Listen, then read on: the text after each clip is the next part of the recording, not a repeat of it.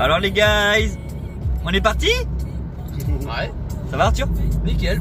Alors Arthur c'est le Sam de cette journée. On part à Louviers pour le tournoi.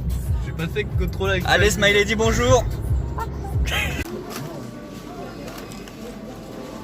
C'est bon? Ça change du McDo hein. Hein Arthur? Ah ouais, trop bien.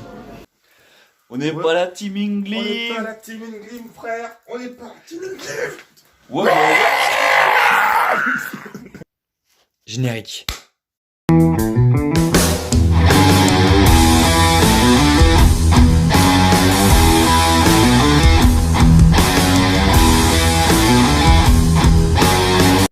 Et salut les gars, c'est Dest.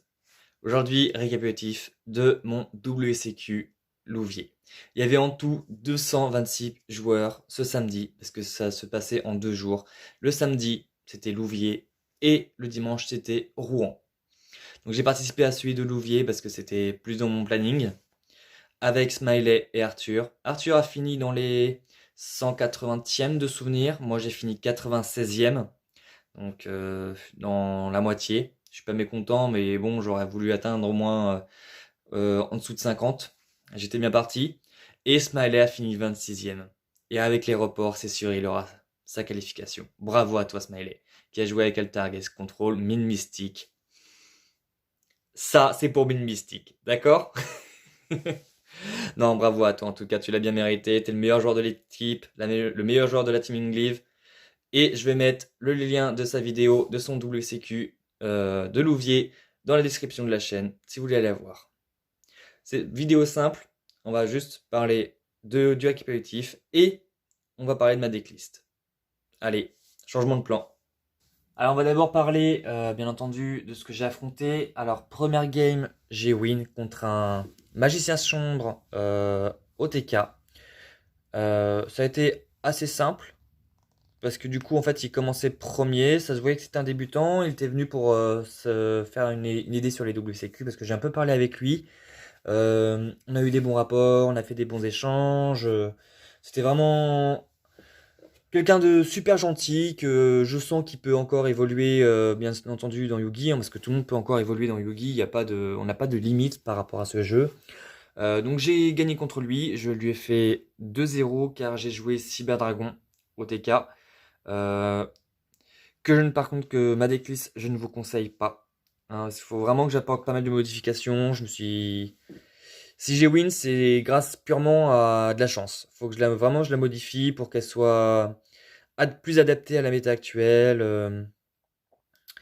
Donc voilà. Deuxième game, je tombe face à un Dino King, roi véritable. Alors c'était vraiment compliqué d'avoir cette game.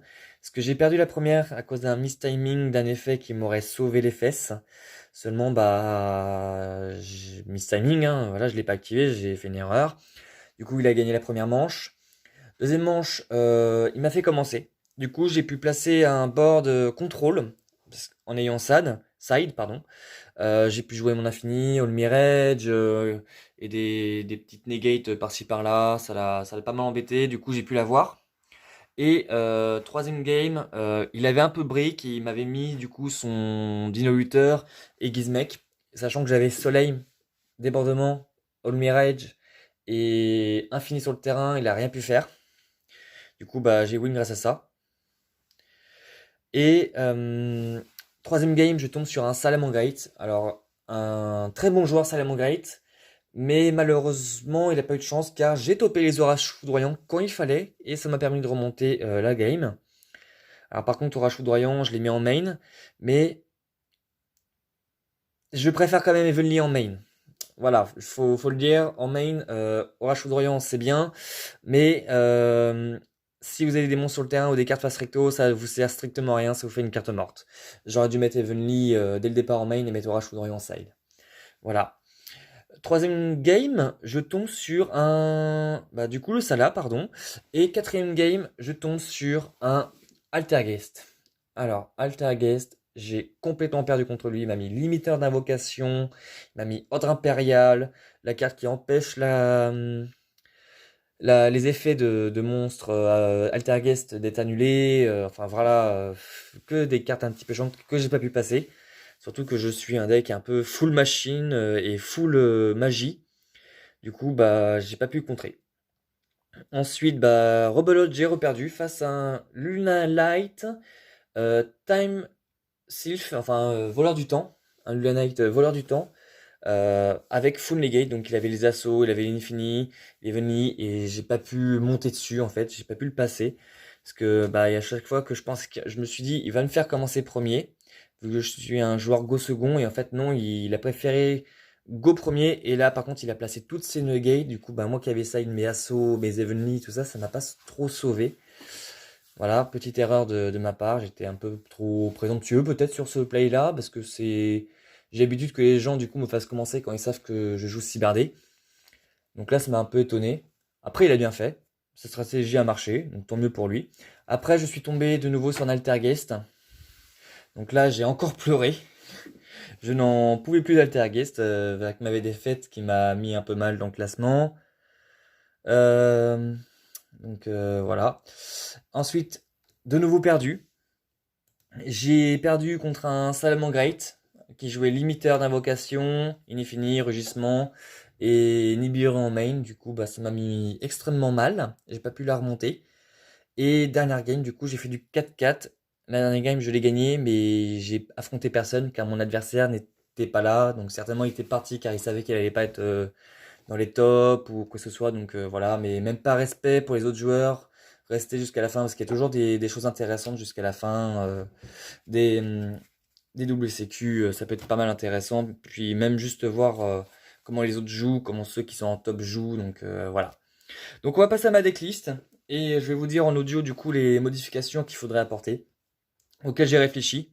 Après, pas sûr que ça marche, hein, c'est vraiment faut tester, mais c'est plus du coup bah, des cyberdés classiques qu'on voit toper, où c'est vraiment evenly en main avec du twin, un peu d'overload, donc c'est-à-dire qu'on enlève un peu les Lévianirs, même si les Lévianirs est encore très joué dans Cyberdragon.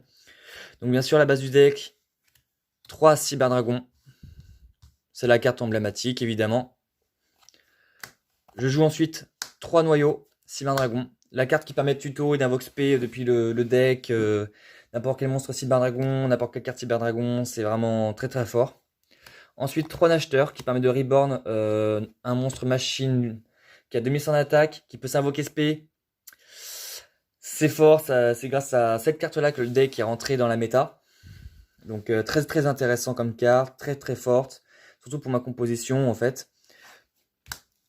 3 Hertz, voilà, c'est la carte qui permet de recycler, de tuto, c'est vraiment intéressant de l'avoir. Après, je joue un Vir pour pouvoir avoir une Avox P supplémentaire et avoir plus d'attaque, entre guillemets, même si c'est pas trop conseillé avec machine de duplication.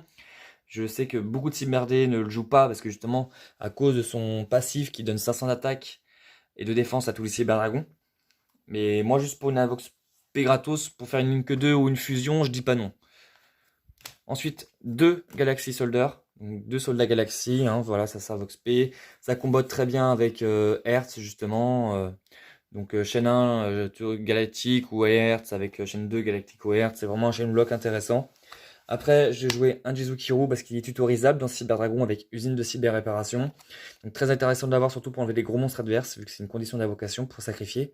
C'est pas par un effet. Ensuite, 2 Lévianir, justement, parce que le combo c'est Jizukiru, Lévianir, Reborn un Cyberdragon, et faire par exemple Techno Chimère, pour ensuite faire Dingertsu. Donc, play vraiment très intéressant.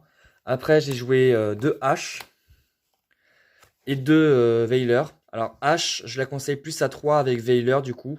J'enlèverai vraiment les Orage Foudroyant pour mettre Evenly et les Lévianir pour mettre justement les deux. La hache et la veilleur manquante. Après, pourquoi pas aussi passer à 1 pour usine, qui peut être pas mal. Donc ça, c'était pour les monstres. Je jouais en tout 22 monstres. Donc entre 20 et 22, c'est plutôt bien, parce que sinon j'ai l'impression de briques en dessous de ce quota-là de monstres. Après, j'ai joué 3 cyber-urgences, donc carte cyberdragon très intéressante, parce que si quelqu'un vous annule l'activation de cette carte, bah, vous pouvez défausser une carte et la récupérer, du coup la rejouer. Sinon, vous pouvez récupérer n'importe quel monstre cyberdragon depuis le deck, donc ça c'est vraiment très intéressant. Après, 2 usines qui permettent justement de se tuto n'importe quel monstre machine lumière, dont les soldats galactiques et Jizukiru. Donc très intéressant. Le Cyber System qui permet de reborn ou d'invoquer spé depuis sa main un Cyber Dragon, donc très très fort. Une fusion Cyber Chargement, donc ça c'est vraiment les x1 que je joue. Avec justement un Foolish pour envoyer plus le deck au cimetière, genre un noyau, un acheteur, un hertz et recycler pour faire une petite boucle et avoir les mains qu'il faut pour battre son adversaire. Ensuite, je jouais 3 machines de duplication, la base, évidemment, pour invoquer plus facilement Cyber Dragon et faire le combo avec Nova, Infini, etc. Et après, justement, 3 orages foudroyants en main deck. Alors, justement, je la remplacerai par Evenly et mettre orage en main parce que on a trop vite de cartes sur le terrain et du coup, en fait, ça devient vite une carte morte. C'est un peu décevant. Pour une carte assez puissante comme ça, au final, c'est pas une si bonne. Ou alors, c'est que j'ai pas compris la façon dont laquelle il fallait la jouer. Pour l'instant, elle m'a sauvé pas mal de fois, comme elle m'a un peu puni. Donc, à voir par la suite ce que cette carte peut devenir dans la méta, surtout en MR5. Après, j'ai joué 3 Inifini pour avoir plus de negate et de quoi me défendre des cartes à quoi poser. Parce que c'est toujours une carte très intéressante, Inifini éphémère, pour empêcher justement que l'adversaire ait un effet dans la colonne ou quoi que ce soit pour une MP. Et j'ai joué après un débordement, donc débordement très très puissant de Cyber Dragon parce qu'elle permet de bannir des Cyber Dragons depuis main, terrain ou deck de niveaux différents par contre et vous détruisez le même nombre de cartes. Par contre c'est pas un cost, du coup il faut attendre la réaction de l'adversaire et si on n'a pas vous détruisez son board. Donc ça c'est vraiment très très puissant. Et même que si elle est pétée, vous pouvez aller tuto n'importe quelle carte Cyber Dragon, MP par contre, depuis votre deck. Oula, excusez-moi. Après, dans l'extra deck, je jouais 2 Nova, 2 Inifini, donc le classique, hein, tout le monde connaît un peu ces cartes-là, avec un Dingertsu justement, pour faire la combo avec Jizukiru, Technochimère, Lévianir et remonter un peu l'adversaire. C'est un combo à laquelle pas mal de personnes ne s'y attendent pas forcément. Après, dans les fusions, je jouais 2 Chimera Tech, Dragon Megaflotte Chimera Tech, avec Technochimère, le Dragon Forteresse. Donc c'est vraiment des cartes fusion contact qui sont très puissantes et qui vont devenir bientôt pour ces deux-là un peu inutiles avec la MR5 qui va arriver. Un Cyber Dragon jumelé pour attaquer plus facilement 2 fois et OTK l'adversaire. Surtout qu'avec Fusion Cyber Chargement, c'est très facile de l'invoquer. Et en plus, c'est un niveau 8 en cas de besoin. Et Carnage pour pour envoyer des monstres machines lumière et faire 3 attaques. C'est très très puissant. Surtout que justement avec la link Cyber Dragon Zigger, vous passez à 4002 ou à 5008, on dit pas non. Enfin 5009 pardon, je sais plus compter. Donc Zigger, Dunklyport, Seigneur Psy Lambda, c'est la Margarito Mirage et Lien Kuribo.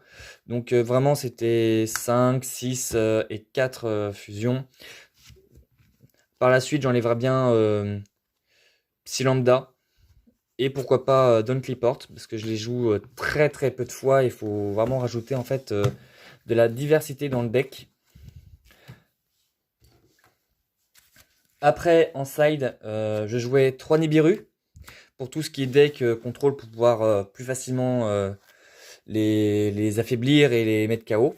3 Uluberlu parce que je pensais vraiment tomber sur du Spiral, mais du coup j'en ai pas affronté. Mais sinon c'est toujours une très bonne carte contre les decks qui vont tuto pas mal. Ensuite j'ai joué 3 Solemn Strike, Assaut solennel hein, évidemment. Parce que le deck Cyber Dragon n'a pas plus pour défendre, il a que ses magies. Donc j'ai décidé de mettre 3 assauts en side pour pouvoir me défendre quand je go second pour pouvoir la set et me défendre. Avec 3 Heavenly Match. Toujours très puissante cette carte, qui bannit face verso, l'adversaire ne peut pas les récupérer. Bon, par contre, ça oblige à passer la battle phase, évidemment. Mais ça reste toujours très puissant. Je la switcherai bien avec Orage Foudroyant, justement. Et ensuite, j'ai joué par la suite 3 Twin Twister, 3 tourbillons jumeaux pour justement tout ce qui est PTMP. C'est vraiment radical. Vous défaussez un, vous détruisez deux. C'est vraiment une très bonne carte à avoir soit en main, soit en side, dans tous les cas. Donc voilà, c'était ma decklist pour le WCQ de Louviers avec laquelle je suis arrivé 96e. Bon, mine de rien, je suis dans la moitié, c'est pas dégueu. J'ai quand même fait de mon mieux pour me défendre et avoir un score honorable. Mais en tout cas, bravo à toi Smiley qui a eu ta qualification. Bravo à toi Arthur qui a fait tout le double CQ avec nous, qui nous a supporté parce que avec toutes les blagues qu'on a pu se faire entre nous, c'était assez marrant. Et qui a pu enfin assister à un double CQ. C'était ton premier double CQ. Et puis je vous dis à la prochaine dans une nouvelle vidéo. Bisous!